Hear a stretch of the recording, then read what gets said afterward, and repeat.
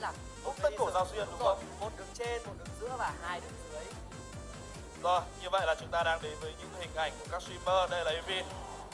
Nếu như bạn nào chưa biết Evin là ai, nếu như các bạn có xem những cái video clip của Chris Evil ấy, thì có một nhân vật luôn nói chuyện trao đổi qua với Chris Evil và giấu mặt thì đó chính là Evin. Và trước mặt chúng ta là trận đấu showmatch đại chiến giữa các streamer.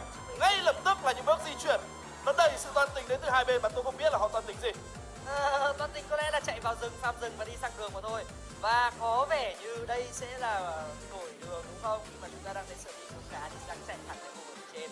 Trong khi đó bên phía team của Ryoma họ lại chơi đội hình ngược lại. Như nào nhỉ?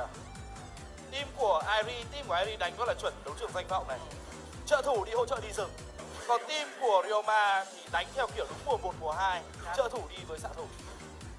Điều này sẽ giúp cho khán giả số 3 anh ấy sẽ có thể khám phá nhanh hơn so với cả Chris. Sau khi lúc này Chris mới dừng lại ở cái con nhẹ nhẹ này thôi. Trong khi đó nhưng ngược lại nếu như bạn có hai người ở khu vực đứng trên thì hoàn toàn việc của bạn đẩy đường vào tấn công thẳng bạn sẽ mạnh hơn rất nhiều đúng không? Thực ra nếu như mà đánh chuẩn như bài sách giáo khoa ấy thì Ryoma nên khởi đầu khu vực đỏ bởi vì đánh nhau luôn, tại vì sát thương của Ryoma là rất đầu. Và đây là pha tấn công của Lữ Bố. Bắt bài. Mặc dù anh có kinh nghiệm 2 tuần thôi nhưng đừng khinh anh nha. Tôi nghĩ là Chris có kinh nghiệm khoảng 1 tuần thì mới kiểu bắt bài được rồi. Không sao, với lượng máu vẫn sẽ đảm bảo cho Chris có thể farm tiếp những bài dự tiếp theo, đặc biệt anh ta đã có cho mình chính rồi. Nói chung là không phải nằm xuống là đã quá là may mắn rồi. Khu vực đường dưới này thì có vẻ như được chăm sóc khá tốt đến từ đội PC. Rồi, quả nhiên là chơi 2 ngày. 2 ngày. 2 ngày thế là hay rồi. Có thế là trượt. Nên nhớ là Piu Piu nằm trong người kinh nghiệm nhá, rất kinh nghiệm đi thi đấu thể loại Evo 3 và chắc chắn là để bắt đạt Piu Piu là cực kỳ khó. Rồi, hay chưa? Quá hay, làm choáng được hai người xong rồi. Đây rồi. Piu Piu đang cố gắng chạy. Rồi, Sát thương đội BC hơi yếu. đánh hộ phải luôn. Không sợ. Nói thật nha, Piu Piu với mấy cái kỹ năng hồi máu anh ta chẳng sợ ai. Này, vào trụ giỏi vào làm choáng luôn, đánh luôn sợ gì. Rồi, bắn khá đau. Thôi Piu Piu quả này phải về rồi. Anh có thấy đội cái gì thả chiều cuối thẳng dưới chân mình không? Chưa một. Không kiểu hack não kiểu đối phương của lao lên là trói chân tại cái điểm đấy luôn. Nhưng không ngờ là Piu Piu cất não vào cốp. Đúng. Không dùng não trong đấy. Tôi hay gọi là não cất ngân hàng này lại. Nói chung là vẫn chưa thấy động pha những pha di chuyển ở người đi rừng đúng không? Đặc biệt là khu vực đường trên này cần có sự can thiệp của người đi rừng. Mai Kỳ Anh vừa có một cú kiếm khí chuẩn xác nhưng đáng tiếc là Lữ Bố có mặt hơi chậm.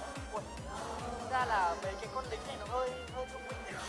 Khi nó chạy thẳng ra con chim và là không cần nhưng mà Lữ Bố đánh như này là lỗ cho Mai Kỳ Anh này, mất đi rất nhiều kinh nghiệm từ những con lính.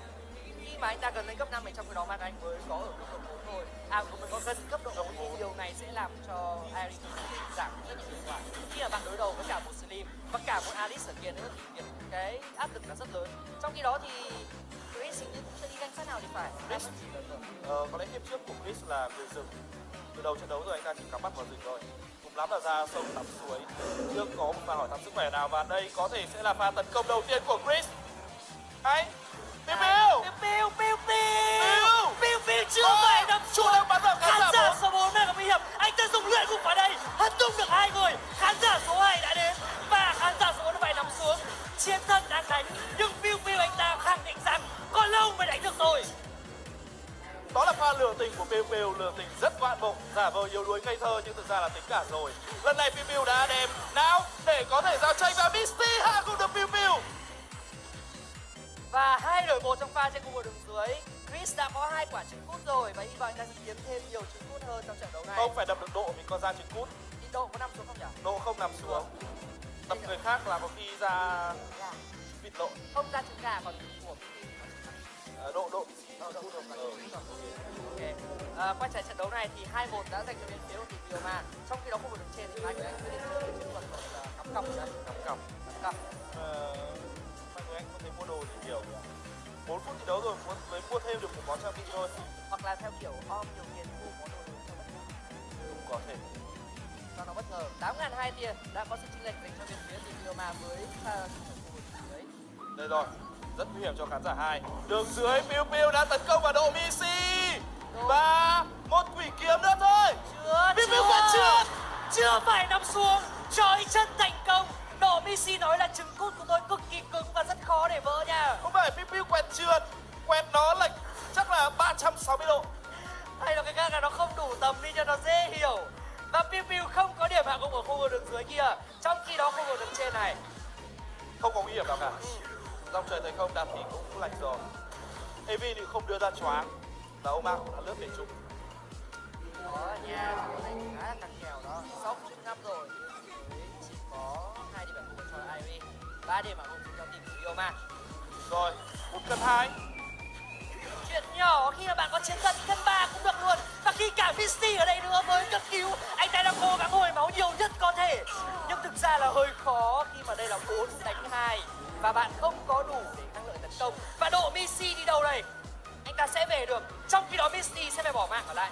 Mai Quỳnh Anh tới và chưa có chiêu cuối, giữ chân được hai người. Mai Quỳnh Anh xử lý tốt trong pha này và lấy lại được 2 điểm hạ gục cho đội của mình.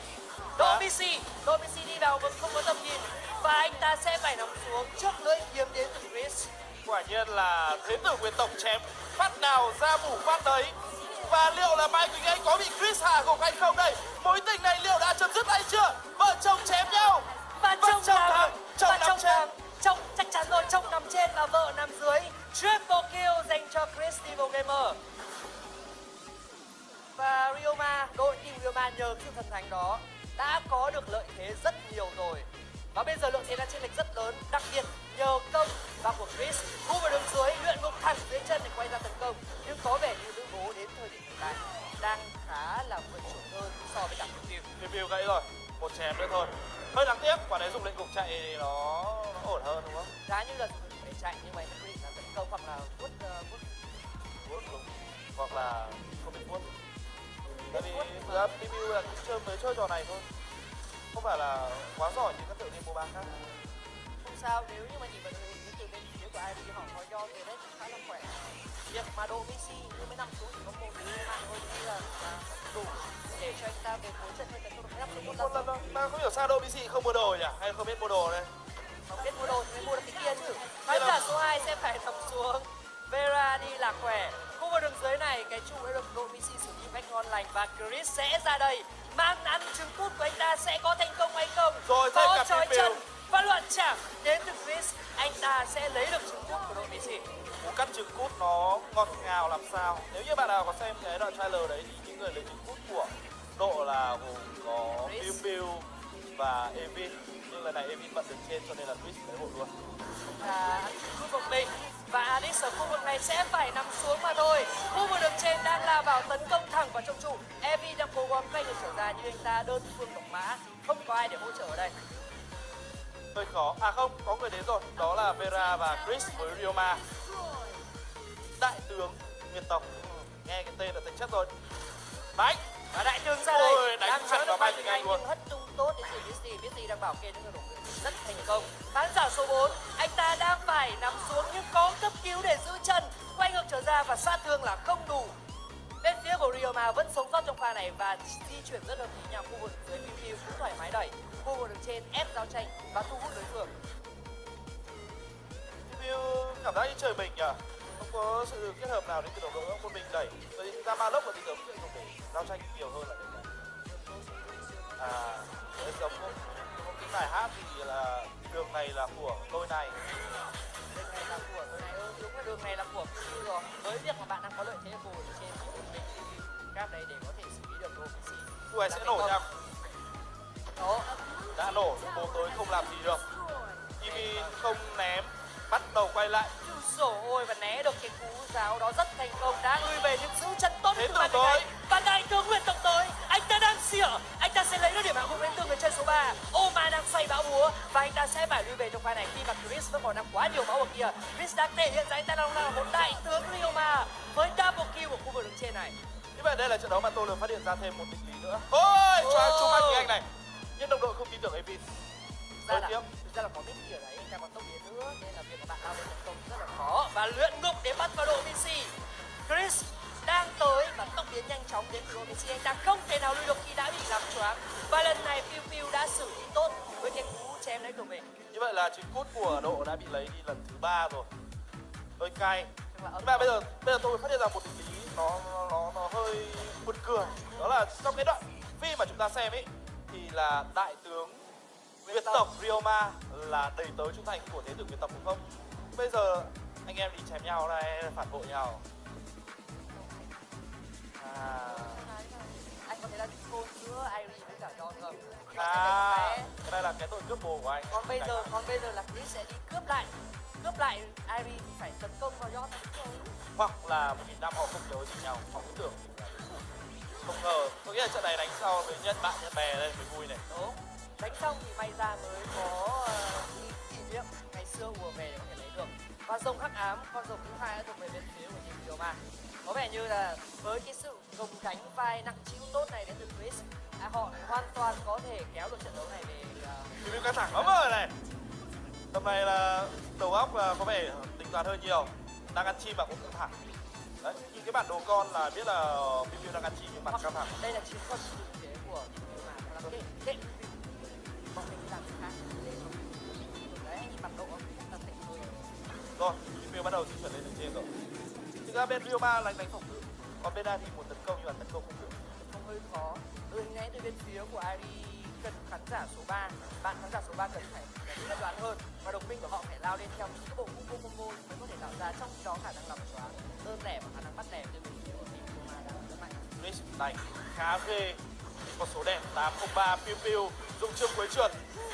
Rồi và về thôi, khi mà Mitty đã đặt cái cú làm choáng lên đằng trước rồi thì không có cách nào để cho bên phía team Ryoma có thể nào để tấn công cả. Và bây giờ là ép giao tranh ở đây, khán giả số 2 lui về được. Mai Quỳnh Anh không còn chiêu cuối, anh ta chưa dùng chiêu cuối và lui về thành công, nhưng có vẻ như team Ryoma sẽ ép giao tranh vào cái trụ này. Đang cố máu từ tầm xa và điều này sẽ giúp cho bên phía của team Công kéo được khoảng thời gian lớn hơn nữa. Vẫn đẩy thôi, có lính là đẩy. Thôi, mỗi người một nơi rồi. Nên tản ra những pha thế này, làm choáng thành công và không lao lên đồng bộ. Đây Và rồi. lượt lục hất tung được cả ba thành viên lao lên vào băng trụ luôn. Và cung độ Đẹp combo quá. với dòng triển thành công của Alice là quá mạnh. Và Piu và Chris đang xử lý đẹp đội hình này. Và đây là quét sạch dành cho bên phía của team Ryoma. Pha thi đấu xứng đáng, cái tên Piu cần được hô vang và khán giả của Piu luôn ạ. Rồi. Quá hoàn hảo trong cú luyện ngục như vậy. Thậm chí đến cả người chơi mà lốc hay nhất Việt Nam lúc này, mà Tông đi cũng không thể làm được điều đó. Và hình như vừa mới khen xong cũng bái tay bị trụ bật chết rồi. Không sao, thể hiện mình thôi. Tức là mình có thể nằm xuống nhưng mà đồng đội mình thắng là được. Đó. Ra là ván này công nhận Chris chơi hay quá. Các pha làm choáng đến từ cả stream của Evin rất đẹp nữa, nó là tạo tiền đề rất tốt cho bên phía của team Ryoma để có thể ép được màn giao tranh. Mặc dù chiếc cuối của Chris khỏe thật đấy, nhưng mà việc cô nàng này còn quá mỏng manh và cả những bạn đi làm choáng và cầm lăng thì kia thì không có cách nào để gỡ cả này được. Một đường lính mega là những gì bên phía team Ryoma đã tạo ra trong pha giao tranh cực đầu tiên của họ. Nếu như làm được cái điều thi đấu vừa rồi một lần nữa, tôi nghĩ rằng nó sẽ có kết quả của trận đấu này. Với chiến thắng bên nào tôi chưa biết, bởi vì nếu như mà bên Ryoma mà làm fail thì đội thắng là Irie, nhưng họ làm tốt thì họ mới là người chiến thắng. Dạ. Và bây giờ khán giả số 3 đang lợi mời quanh những con rồng này và có vẻ như ta đã rút kinh nghiệm hơn rồi. Không dám tham lam ra tấn công nữa khi mà hai pha giao tranh gần đây team Ryoma đều là người có lời. Và bây giờ họ tiếp tục giao tranh, giữ chân lại được Mai Quỳnh Anh và lượng sát thương được tạo ra là quá khổng lồ. Độ Missy đã bị bắt lại và đây là 3 điểm hạ gục dành cho bên phía của team Ryoma với một pha làm choáng tốt đến từ Vera. Và bây giờ với việc đấm lính nó không được đẩy lên như thế này, chỉ là những điểm hạ gục mà thôi. Không có thêm điểm hạ gục nữa dành cho team Ryoma, nhưng lúc này thì Chrissy của Misty bây giờ mới về. Thì liệu có kịp phòng người không? À Không có lính, lính đang đẩy ra khu vực đường giữa rất cao. Và việc bạn làm như thế này thì sẽ là con dao hai lưỡi, nên về trong trường hợp này. cấp cứu được bật luôn. Rồi, tấn công tiếp. Có lẽ bây giờ là team Ryoma đợi lính tràn vào rồi sẽ tấn công phá nhà mà thôi. Biết thì đã mất tốc biến rồi. Và với những cái lần hồi phục liên tục như thế này, họ đang đợi những con lính lên.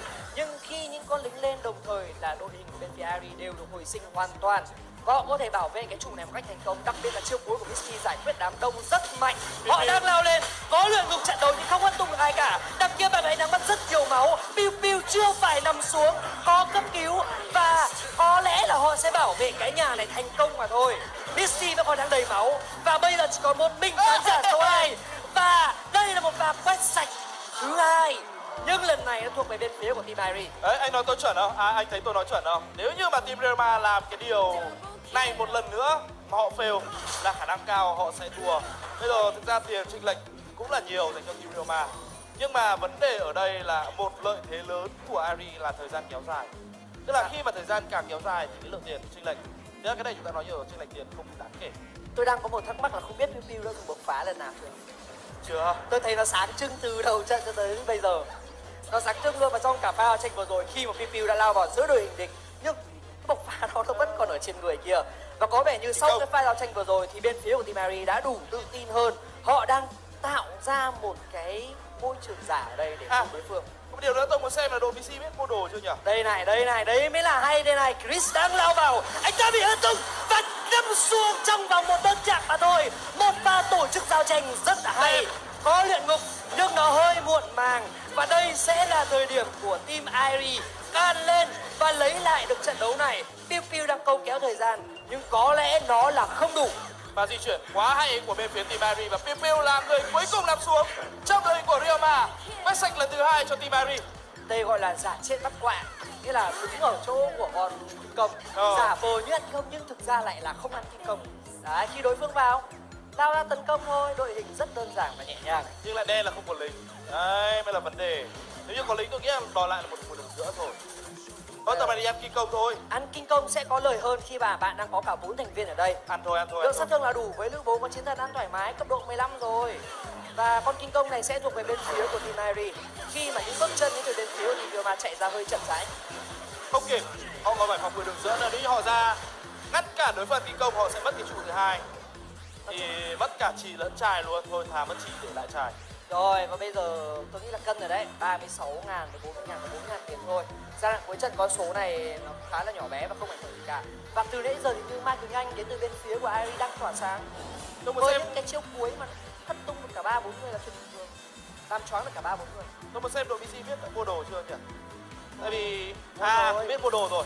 Tại vì cái thời điểm anh ta 2.001 tiền, anh ta mới chỉ có một cái phi tiêu. Anh ta om để làm một bất ngờ. Cá chép om dừa. Ui, tự nhiên có đồ lớn. Và bây giờ anh ta đang bọc kiếm Fernier thường xuyên phá và cái giày tăng tốc đại xịt phải. Con rồng nó được ăn từ bên phía Team Ryoma, và 40 giây nữa, gần 50 giây nữa là bên phía Airi sẽ mất đi con kinh công này. Họ đang muốn tổ chức giao tranh ở khu vực đường giữa khi đám lính đang tiến lên đây rất gần, và với những chiều cuối cùng combo về cuối trận, bên phía của Team Airi rất mạnh mẽ trong những cái khoản như thế này. Lính đang tới và có con xe cấu máu từ tầm xa là chuyện rất đơn giản cho bên phía của Team Airi. Cái trụ khu vực đường giữa đã được giải quyết một cách đơn giản. Và sau đó họ đáng tiếc là không đẩy tiếp mà lại lùi về. Nếu như đẩy tiếp nữa thì gây áp lực, tôi nghĩ là thực ra là đẩy tiếp nữa thì còn một con xe thì cũng không đủ, tôi nghĩ rằng không đủ. Đợi tâm lý tiếp theo, bởi vì kinh công vẫn còn là mình phải lùi về đúng không? Nhìn tôi vừa đảo qua cái lượng tiền đến từ hai bên thì tôi khẳng định rằng bên phía Airi thì là Misty đang gánh team. Nhiều tiền nhất là gánh team, và không nói nhiều. Misty 10.600. Ryoma thì là tất nhiên là Chris của gánh team. Như vậy là hai người gánh team là Chris đúng không? Cùng với cả Missy nữa. Và nếu như bên nào tỏa sáng nhanh hơn thì bên đấy sẽ là người có lời trong pha giao tranh. Và bây giờ Mai Quỳnh Anh đang về. Có lẽ là với 3 lần phi của mình thì rất khó để có thể bắt lại. Đây, camera vừa cho chúng ta góc quay rất đẹp. Nhìn biết là bộ mặt Misty là thoải mái rồi. Trận này thắng rồi, còn Chris Evil thì tập này hơi bẫy. Đang gọi là hơi căng thẳng. Hơi căng thẳng. Với những cái pha tấn công tiến thoái nước Nam như vừa rồi, có vẻ như đội hình từ bên phía của Ryoma không tự tin như trước nữa. Khi ở bạn đã thua 2 lần pha giao tranh thì đến bây giờ những món đồ cùng với cái khả năng chống chịu từ bên phía của Team Airi đã bắt đầu có, và đây sẽ là thời điểm những bộ combo được tạo ra một cách đẹp mắt. Thậm chí Piu đầy máu phải về nhà. Tâm lý. Và bộc phá của Piu nó vẫn sáng như vậy. Tôi không biết là Piu có biết là mình có cầm bộc phá hay không. Tôi biết tí tôi sẽ hỏi. Tí nữa tôi nghĩ là nên hỏi là anh ta có biết dùng bộc phá hay không. Và bây giờ là một thời điểm rất tốt cho bên phía của Team Airi nha, khi mà họ đang đẩy được lính cả 3 khu vực lên rất cao. Thì đây sẽ là một thời điểm họ ép góc vào cả 3 đường đến phía của đối phương. Mai Quỳnh Anh và có luyện ngục nhưng không hất tung ai cả. Piu đang bị cấu máu với dòng chảy thời không. Có chiêu cuối tốt và xoay vào búa ở một nơi chẳng có ai cả. Lao lên, nhưng cái quan trọng là bạn đã thiếu người mất rồi. Piu lần này đang tỏa sáng. Chris đang cố gắng lao ra để hỗ trợ đồng minh của mình. Và lần này bên phía của Ryoma đã rửa được nỗi nhục trong lần vừa rồi, lấy thêm được 2 điểm hạng mục đến từ Mai Quỳnh Anh. Chỉ có một mình Misty mà thôi, nhưng Misty nếu như thả bướm chính xác thì có thể hạ gục được, nhưng con bướm này nó vẫn chưa đủ mạnh để có thể hạ gục được vào những người bên phía đối phương. Nhưng đó là một pha thành công từ bên phía của đội hình Ryoma. Đúng là người gánh team khác, nhưng mà đáng tiếc là Misty tung bướm từ đầu giao tranh cùng cuối giao tranh không chết ai. Thì không thành công rồi. Chết hai người. Hai người chưa chắc. Mitian 2 người. Mitian 2 người cứ cho là. Nhưng mà đáng tiếc là 2 người nằm xuống lại là con gái chứ không phải là con trai. Còn là thính của Misty giải ra là gái đớp chứ không phải là trai đớp. Nhưng mà bị công dụng ngược đấy. Công dụng bị ngược một tí, hơi ngược một tí. Chris đang đứng đây khiêu khích luôn. Giỏi nhau đi, đánh đi. Cắt này. Rồi. Đánh này. Thì nhờn với chị. Này chỉ lựa chạm này. Nhờn với chị. Nào, làm sao? Độ leo. Bây giờ thì Độ lại mút ngược lại trứng cút đến từ anh chàng Chris trả thù. Quá ngọt ngào. Rồi. Bây giờ sao nhỉ? Bây giờ thì đẩy thôi, tại vì mất đầu tàu Chris Evil rồi, đối phương chắc chắn là yếu. Trong khi đó bên Irie vẫn còn Misty gánh tem. Misty gánh tem. Thậm chí là Mai Quỳnh Anh trận này chơi khá ổn với những lần chiêu cuối của cô nàng này đang có tác dụng rất nhiều các thành viên. Piu rồi này cứng cáp anh ta lao lên khiêu khích thẳng đối phương. Và hình như Độ Misty có cái kiểu trói thẳng dưới chân của mình ấy. Cái kiểu của anh ta rất hay nhá. Là hack não nhưng mà hack não tại vì sợ đối phương lao vào. Và thế là cứ phải giữ cái tính mạng của mình đã. Còn tính mạng của đồng đội có hay không có không quan trọng, tính mạng của mình là cái duy nhất. Đúng rồi, nếu mà anh ta nằm xuống thì tất nhiên là thiếu người rồi, cứ bảo vệ bản thân mình đã. Misty đang muốn đẩy lẻ. Một mình gánh tem đi đẩy lẻ luôn. Đối phương sợ không dám ra phòng. Đây rồi, Mai Quỳnh Anh rút kinh nghiệm sau câu chuyện rồi vừa mua giáp hồi sinh luôn. Để lỡ mà bị xiên một cái mà phải nằm xuống thì có giáp hồi sinh sống dậy. Còn Ryoma nằm xuống không phải 1000 năm nữa. Còn Ryoma nằm xuống là nằm xuống một mình luôn. Đâu, mình không chết chung. Xem nào, bây giờ đang nhử nè. Đang nhử khi mà đang rình rập ở khu vực trong bụi kia. Nhưng có vẻ như team Ryoma đấy, đường dẫn đẹp này. Đang bắt đầu tập trung nhiều hơn để tránh được đè lẻ. Và bây giờ khi thời điểm những con lính đang tiến rất gần lên thì bên phía của team Irie đang muốn ép góc vào khu vực đường giữa. Team Ryoma ra đây có một pha đường ngục hay không? Bị tố máu đi rất nhiều đó là Evin. Và luyện ngục hất tung được cả 3 thành viên. Loạn chạm, mất thì giáp hồi sinh đến từ Mai Quỳnh Anh. Đang quay dài để tấn công, xoay bão búa đẹp. Và lượng sát thương từ Piu nó chưa đủ lớn để hạ gục được ai cả. Mặc dù có bộc phá nhưng lượng sát thương là không đủ mạnh. Đến lúc này thì Misty nói rằng bây giờ chú bướm của tôi mới đủ lớn để có thể tấn công. Trong khi đó thì oan gia ngõ hẹp lại đánh nhau. Lần này không phải ma lóc nữa mà lần này là chồng đánh vợ nhưng vợ vẫn nằm tốt và chưa phải nằm xuống. Khu vực đường giữa và khu vực đường trên sẽ được bên phía của team Irie xử lý gọn gàng. Băng trụ luôn, được. Tôi thấy Chris cùng phân mất. Cả đội đang giao tranh, thấy Mai Quỳnh Anh bỏ chạy là đuổi theo luôn. Kệ không quan tâm đến đồng đội của mình. Rồi, và như vậy là giao tranh thắng rồi, bạn có 2 đường. Quá tốt và nó có vẻ như là Misty đang cực kỳ gồng gánh trên đôi vai này. Mặc dù vai hơi bé nhưng bướm đủ khỏe là được, không cánh cần to quan là trọng. được không? Đúng, cánh to và bướm khỏe. Đấy là đủ để có thể gánh em rồi. Xem nào, bây giờ khu vực đường trên đã mất đi một đường. Khu vực đường giữa cái chuỗi còn 1/3 máu thôi và nhìn đến khi mà độ Misty phun đồ ấy thì những cái pha vô tận tên của anh ta là rất mạnh. Phun đồ rồi, thêm một cái chắc là cái giáp hồi sinh nữa là đủ đẹp. Đẹp. Nói chung là cái việc mà team Irie lấy thêm một đường nữa tôi nghĩ là cũng dễ thôi. Cái trụ thứ 3 ở đường giữa nó không còn nhiều máu nữa. Với một lần thả nội tại của Yon tôi nghĩ rằng là sẽ vỡ được. Đúng. Sẽ vỡ được khu vực đường giữa này. Thì nhiệm vụ của bạn là có thể đẩy như vừa nãy khi mà Misty này lại yêu quyết định họ là tấn công thẳng vào cái con kinh công này luôn, bật tăng cả chiêu cuối để ăn cho nhanh. Và bây giờ team Ryoma mới ra, Chris có một pha làm choáng tốt 2 thành viên nhưng họ đang quay ngược trở lại, luyện ngục cực kỳ đẹp bắt tung cả 4 thành viên và đang khán giả số 3 đã phải nằm xuống. Phía bên ngoài đang được gây sát thương đến từ Chris, đến từ cả Evin và đây có vẻ như là một quyết định sai lầm đến từ bên phía của team Irie khi họ ăn đi con kinh công và phải quét sạch. Đó là một quyết định tôi đánh giá là hay đến từ team Irie nhưng có lẽ họ đã chọn sai địa điểm để giao tranh. Đó là chính ở hàng kinh công, một cú luyện ngục của Piu thôi là gần như cục diện của trận đấu thay đổi. Và với việc team Irie vẫn còn trên bảng đếm số, lính đang tràn vào, chúng ta đã có kết quả của trận sâu match ngày hôm nay với chiến thắng thuộc về team Ryoma. Quá hay, đó là một pha giao tranh cực kỳ thần thánh đến từ bên phía team Ryoma. Họ có con kinh công. Họ không có con kinh công nhưng việc mà họ thắng giao tranh và hạ gục quét sạch đến cả 5 thành viên đã giúp cho đội hình đến từ bên phía Chris Devil Gamer có được chiến thắng đầu tiên này và có vẻ như là đội hình đến từ Ryoma Đại tướng Nguyên Tộc đã có chiến thắng trước đội hình đến từ bên phía của Irie Kimono. Phải nói là đây là trận đấu khó khăn với team Irie, team Ryoma đúng không? Nhưng mà một lần nữa tôi phải nói tới sự xuất sắc của Piu với cú luyện ngục cũng như là cái đầu tàu của Chris. Nên nhớ là phải điều đó là Chris ra lẻ, phải nói là ra lẻ, anh ta một mình ra chặn đầu đối phương, hút sát thương và ép giao tranh, tạo tiền đề cho Piu có một cú luyện ngục tuyệt vời. Và nếu như đếm trên bàn tay của chúng ta, tôi nghĩ rằng những cái pha mà